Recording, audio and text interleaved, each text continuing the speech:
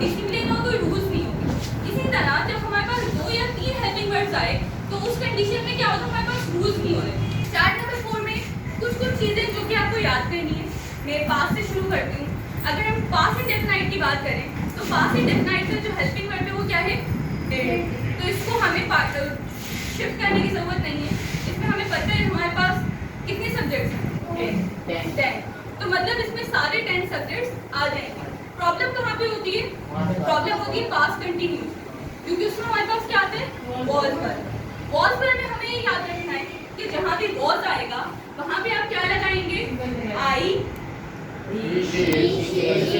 Singular में, और जहाँ पे वर आएगा वहाँ पे आप क्या लगाएंगे, इंटेलिजेंट प्रॉब्लम, पता है आपको। अच्छा, उसके बाद हम आ जाते हैं पास्ट परफेक्ट। आपने नहीं बताया पास्ट परफेक्ट में हमारे पास क्या है, हेड, जरूरत नहीं है। इसके बाद हम आ जाते हैं डायरेक्ट किस पे आ रहे हैं, प्रेजेंट पे आ जाते हैं, क्योंकि हमें पता है कि पास्ट में सिर्फ पास्ट कंटिन्यूस है और फ्यूचर में कोई प्रॉब्लम नहीं है, क्योंकि उसमें हम शैल यूज नहीं करते। हम जो यूज करते हैं वो क्या यूज करते हैं, will. Past indefinite, present indefinite में हमारे जो क्या हेल्पिंग वर्ब होते हैं, अच्छा, मेजॉरिटी ऑफ द लॉग आप लोग जब भी याद करते हो कैसे याद करते हो कि सिंगुलर सारे सब्जेक्ट्स इसके साथ हैं और प्लूरल सारे सब्जेक्ट्स इसके साथ हैं, जो कि हमने वॉच वर्ड में किया और आपने बताया। लेकिन जब आप डू डस में आते हैं तो आपका जो ये मेथड है ना, ये डिस्ट्रॉय हो जाता है, क्योंकि हमें पता है कि डू के साथ क्या होगा, लेकिन आई तो सिंगुलर है, तो हम क्यों यूज करें।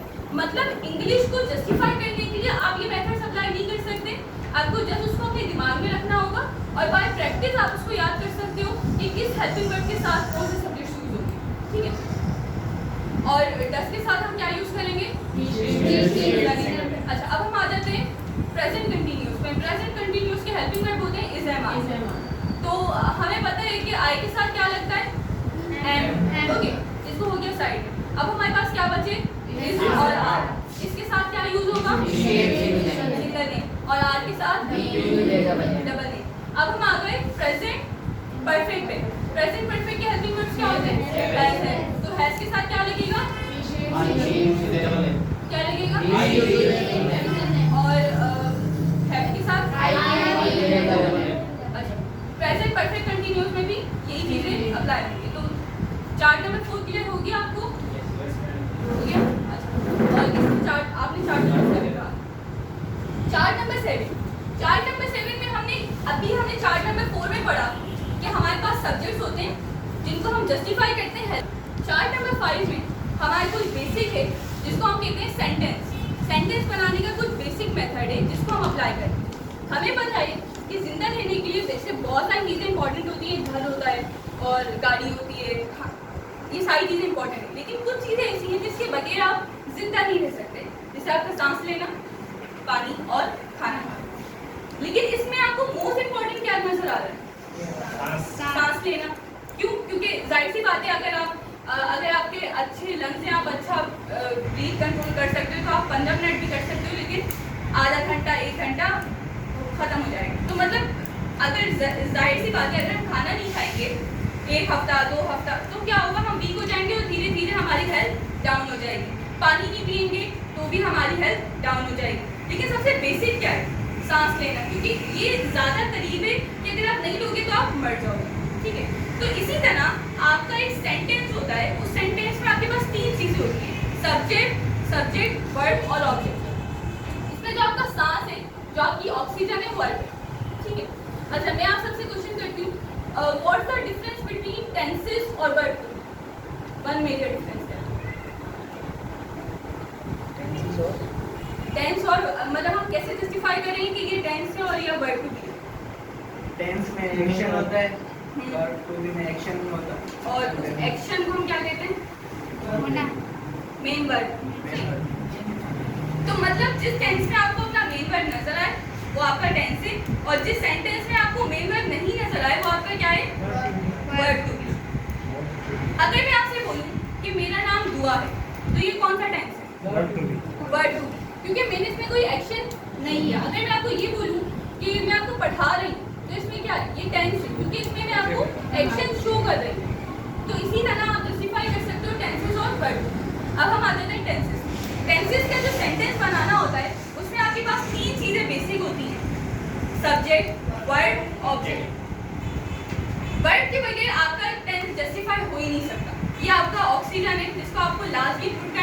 Otherwise your sentence will not be correct. अब सब्जेक्ट वर्ड ये मैं आपको बेसिक बता रही हूँ, जब हम आगे जाएंगे टेंस पे अप्लाई करने का वो फिर हम उसको और ज़्यादा करेंगे। सब्जेक्ट हमारे पास होते हैं जो हम पीछे पढ़ते हुए आए, I we you you they double name टी शी सी नेम, ये जो 10 ही हमारे पास सारे सब्जेक्ट्स हैं, आप इनको पुट कर दो। मेन वर्ड वो होता है जो कि आपका एक्शन हो। हमें पता है कि वर्ड की फोर्थ फॉर्म होती है, सॉरी फिफ्थ फॉर्म होती है, अगर आप वैसे थर्ड होती है, लेकिन अगर आप बोलो कि ING फॉर्म होती है PS और S, ये होती है आपके पास फोर्थ और फिफ्थ, जिसको हम फोर्थ फॉर्म और फिफ्थ फॉर्म भी कहते हैं। तो ये सब आप इसमें पुट करोगे, अपने मेन वर्ड की सेक्शन में करोगे अकॉर्डिंग टू योर टेंस, जो भी आपका टेंस है, जो कि हम चार्ट नंबर 7 में भी पढ़ेंगे।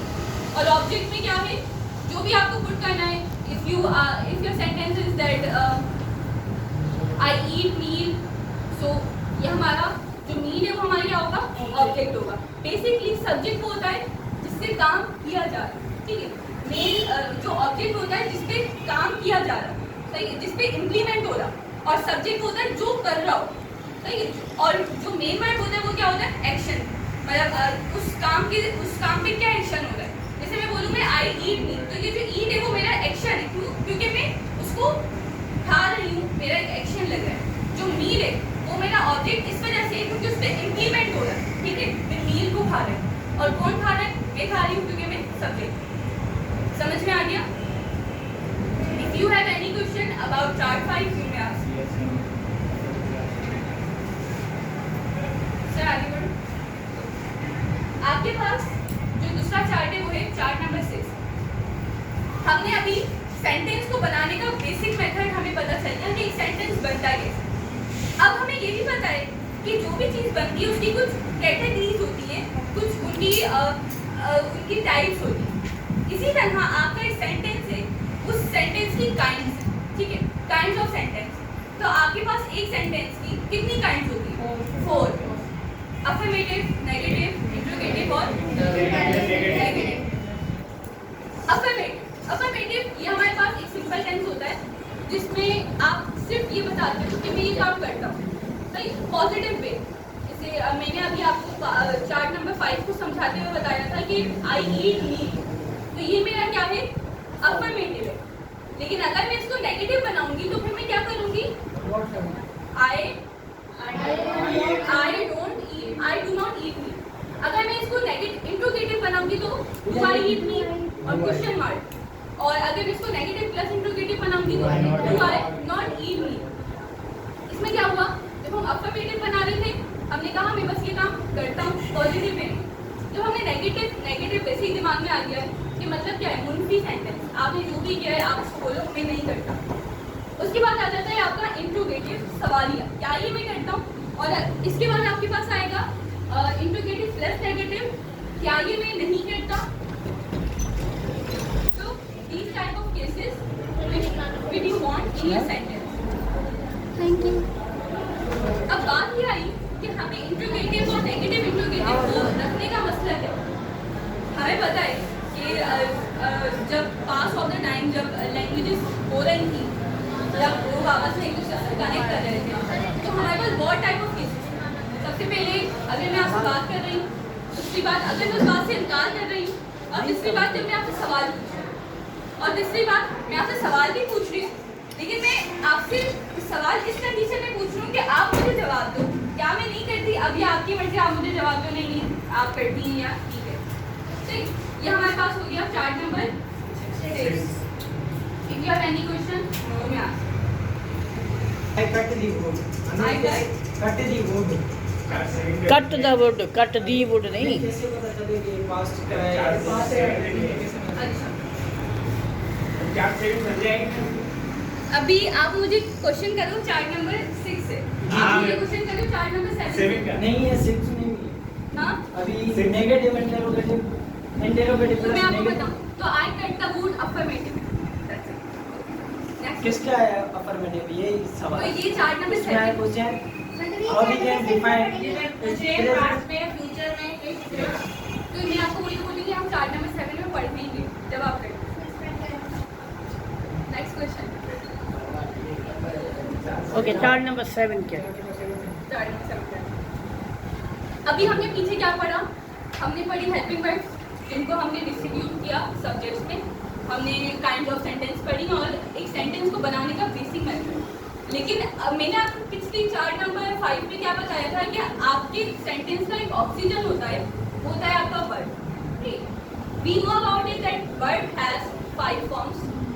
अब कौन से टेंस में कौन सी फॉर्म लगानी है वो हम किस में पढ़ेंगे? चार्ट नंबर 7 में।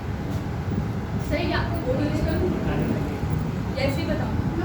अब तो यू सेंटेंस है परफेक्ट का, पास्ट परफेक्ट का। आई हेड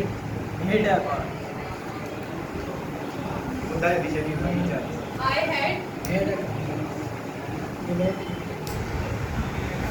जी। अब सवाल पूछिए। ये 2 बार हेड है। अच्छा,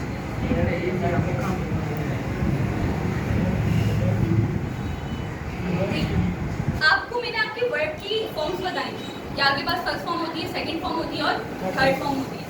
तो इसी तरह हमारे पास हैज है, सर हैव है,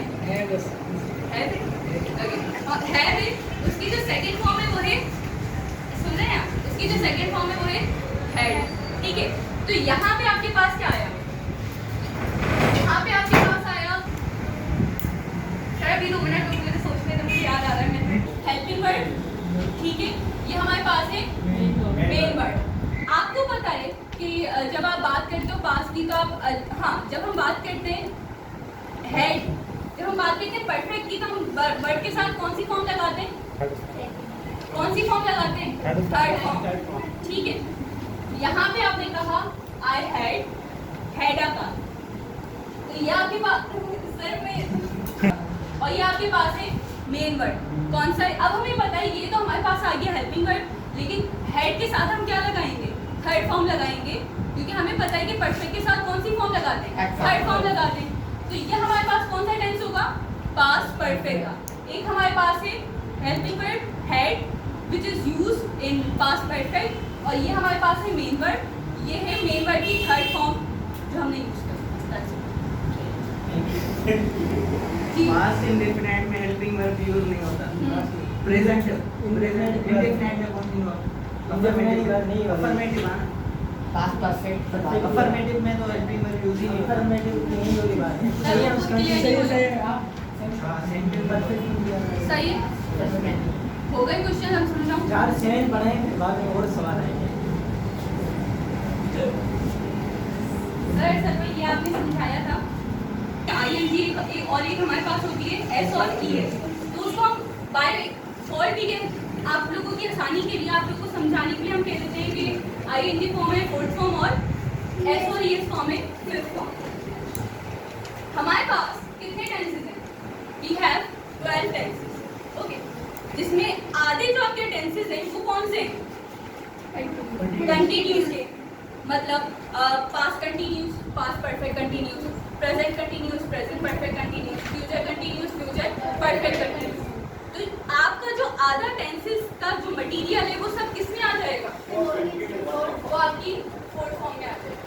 मतलब जहाँ पे भी आपको नजर आए कि ये कंटिन्यूस का टेंस है, जिसको आप जस्टिफाई कर सकते हैं by the helping word, like if you see the is am are, you must be put word fourth form.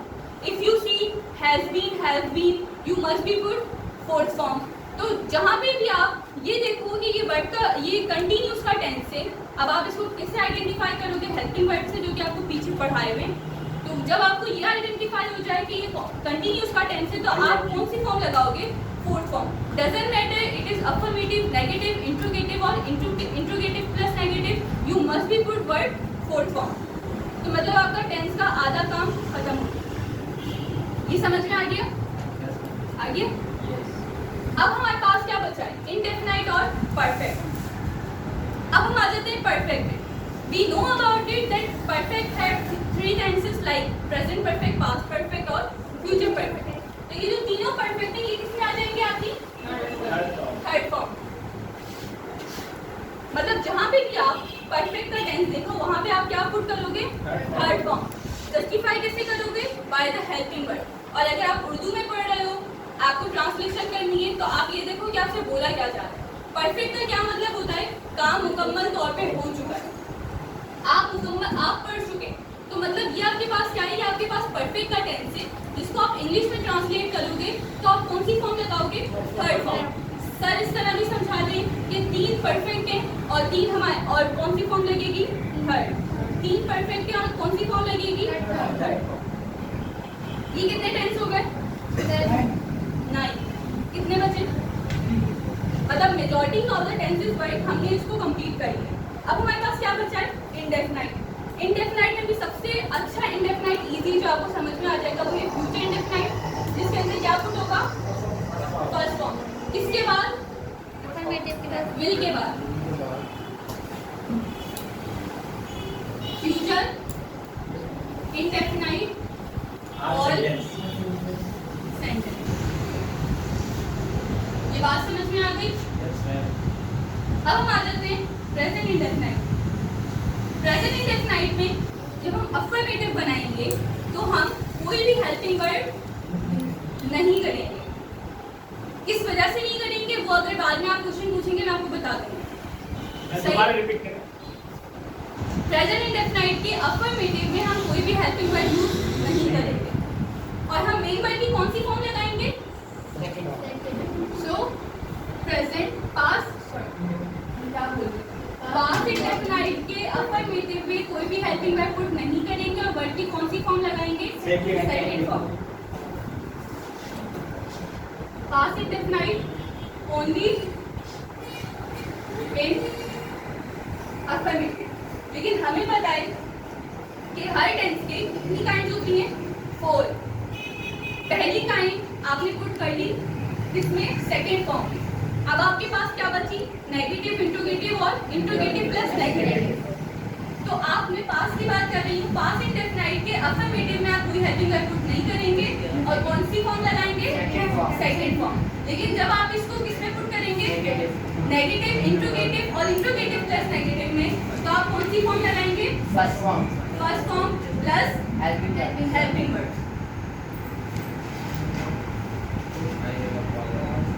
Past negative, interrogative plus negative and good helping word. And इधर आ जाएगा don't good helping word. सही। Past indefinite और present indefinite, future indefinite और past indefinite हो गए। अब हमारे पास सिर्फ और सिर्फ एक टेंस बचा है, कौन सा, प्रेजेंट इंडेफिनाइट। प्रेजेंट इंडेफिनाइट में थोड़ी प्रॉब्लम है क्योंकि हमें पता है हमारे पास कितने सब्जेक्ट्स हैं, 10 और प्रेजेंट इंडेफिनाइट के कितने हेल्पिंग वर्ब हो गए, 2 और 10। जहाँ पे भी आप देखो जो भी हेल्पिंग वर्ब जिसके साथ 10 लग रहा है, मतलब जिसके साथ ई और एस आ रहा है,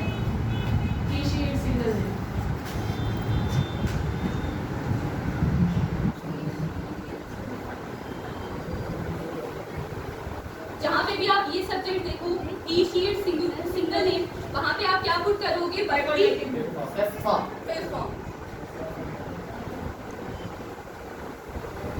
एंड और in affirmative and don't use helping verbs. ये आपके पास की है कि पास्ट इंडेफिनाइट और प्रेजेंट इंडेफिनाइट के अफर्मेटिव में कोई भी हेल्पिंग वर्ब पुट नहीं होता। अभी मैं आपको समझा रही हूँ प्रेजेंट इंडेफिनाइट। प्रेजेंट इंडेफिनाइट के ही, शी, इट, सिंगुलर ही, अगर मैं आपको कंक्लूजन बताऊं, मतलब थर्ड पर्सन सिंगुलर जो भी सब्जेक्ट्स आएंगे आप उनके साथ कौन सी फॉर्म लगाएंगे, मेन वर्ड की fifth form. And don't use helping words. लेकिन अब क्या बचा है इसका, ये मैंने सिर्फ और सिर्फ बात करी अफर्मेटिव। अब नेगेटिव, इंट्रोगेटिव और इंट्रोगेटिव प्लस नेगेटिव में हम क्या लगाएंगे, कहाँ लगाएंगे, ई एस और एस का लगाएंगे। बेटा मैंने आपको बताया ना कि जहाँ पे भी आप सब्जेक्ट देखें ही, शी, इट, सिंगुलर नेम, वहाँ पे ई एस का लगेगा, एस का लगेगा। ये आपको मेरे ख्याल से सर ने बताया होगा, मैंने क्लास अटेंड नहीं की That's your 2 point. दिन हुए। अच्छा, नेगेटिव, इंट्रोगेटिव प्लस नेगेटिव, किसकी बात हो रही है, present indefinite, he, she, it,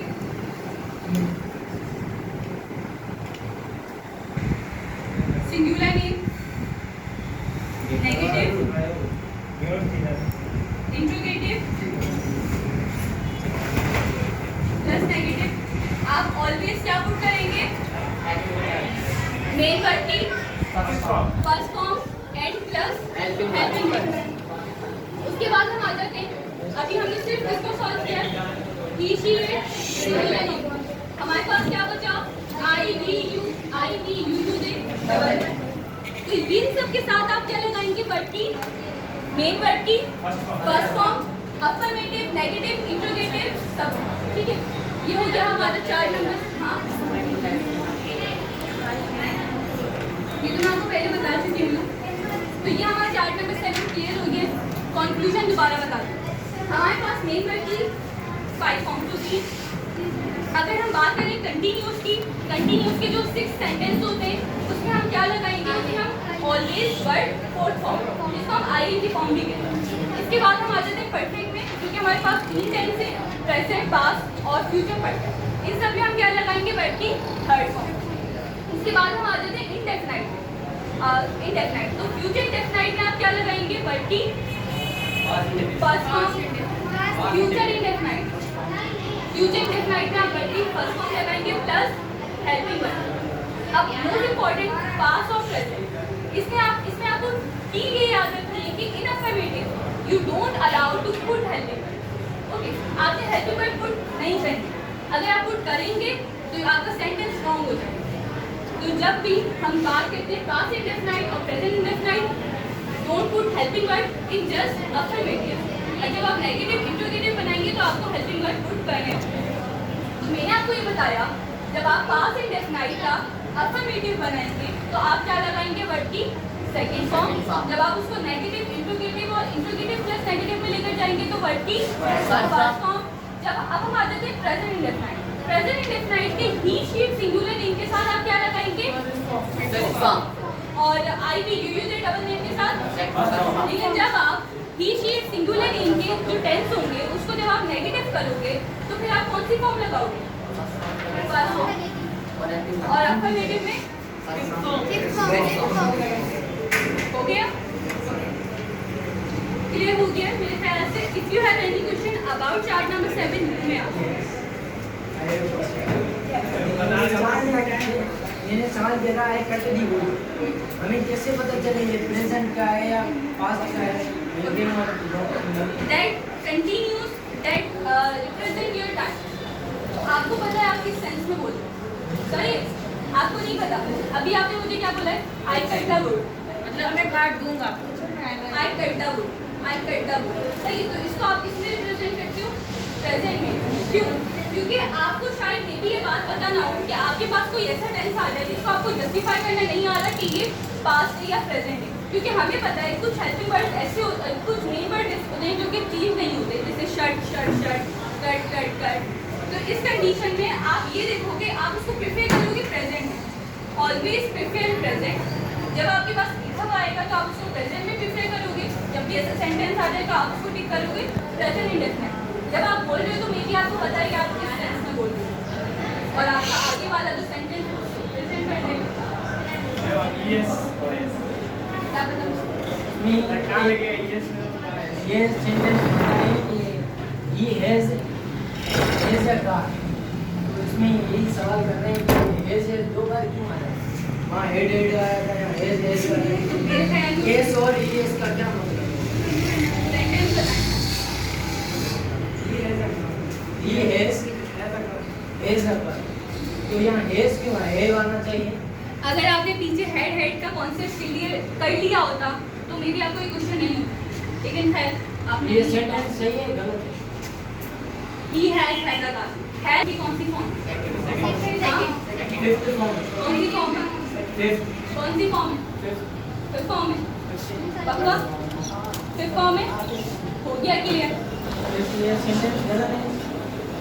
he has a car.